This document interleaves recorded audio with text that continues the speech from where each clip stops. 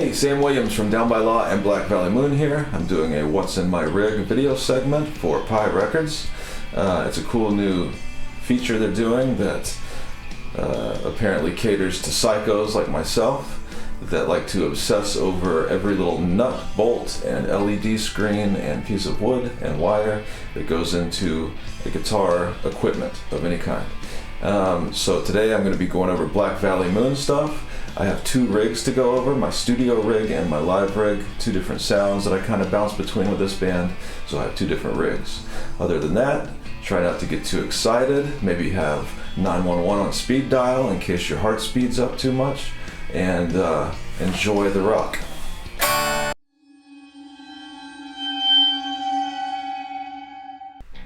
First up are these Reverend Guitars. I've been playing Reverends exclusively for many years. These are the 6-gun models, a couple different variants of that. One happens to have some lace sensor pickups that I put in it, the other is all stock, and they basically handle all of the rhythm strat sounds that you hear all over the record, a few other sounds as well. And this one is the Descent Baritone, which is their baritone guitar model. It has Railhammer P90s in it.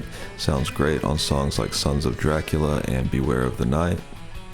All the acoustic was done on this Gibson J50. I only play it because Reverend does not currently make acoustics. Wham. This is the most amazing piece of gear that I have ever owned. It's not a guitar or an amp. It's a full tone solid state tape echo, basically a modern production handmade Echoplex EP3. It is just amazing, and it looks awesome, and it sounds awesome. Sometimes I just sit there and stare at it in awe, and it's super expensive. I can't believe I have one. I recommend it though if you're rich, which I'm not. And from here we go into a Boss tuner, strictly as a splitter, and I'm sure all kinds of people are whining or are going to whine about the buffer situation there, but I don't care. It sounds good, so that's how I use it. One side of the splitter goes up to this late 60s Fender Bandmaster reverb head. It looks like it's been thrown off a building and possibly dragged around in a swamp for a while, but it sounds amazing. I know it's had some mods done to it before I got hold of it. I have just a teeny bit of reverb dialed in on this, and all the weird vibrato that you hear all over the record is just this amp.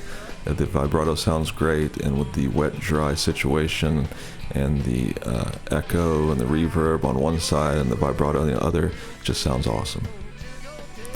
And the other side of the splitter first goes into this Fender Reverb Unit Clone by Winfield Amps, and I have the mix dialed all the way up on this one, and I have the 6K6 tube upgrade in this one and the Fender that I have, I'll show you later. From there I go into this mid 60s blackface bassman with this amazingly complicated mod that made the light green, and then from there they each go into their own channel on the interface, and from there they both go into an isolation cab with 112 in each cab. I think one has a V30, the other has some Eminence, who knows what, and then I pan to each side and it sounds huge.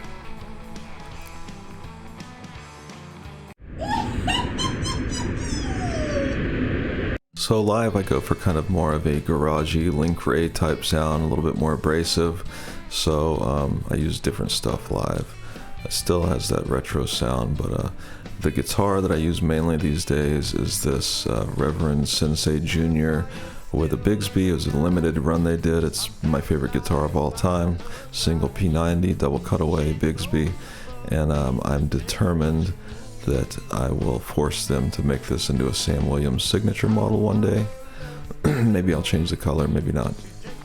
But yeah, that's gonna happen. Possibly I might have to go in there with a gun or something, I don't know.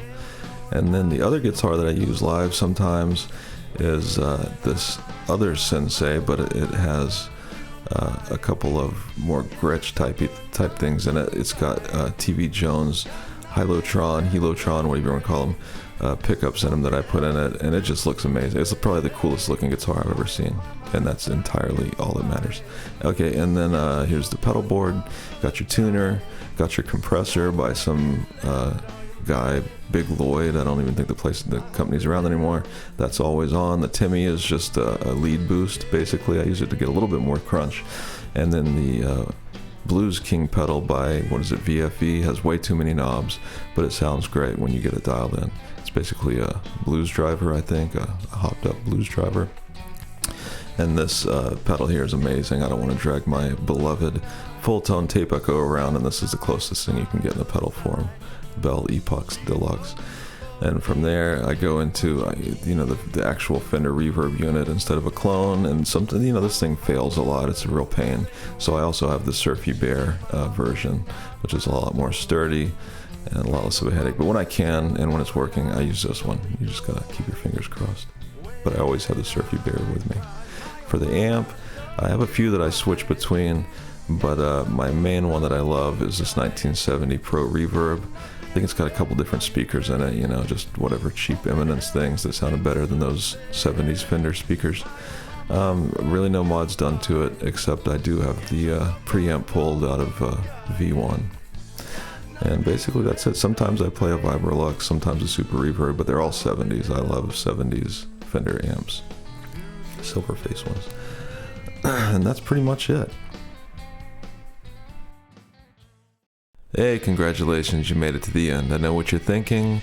All my stuff is way too dusty, and I agree with you, but I am too busy making the rock to worry about dust and stuff. And also, I have a dog that sheds a lot, so get off my back. And check out blackvalleymoon.com, and check us out on all your streaming platforms.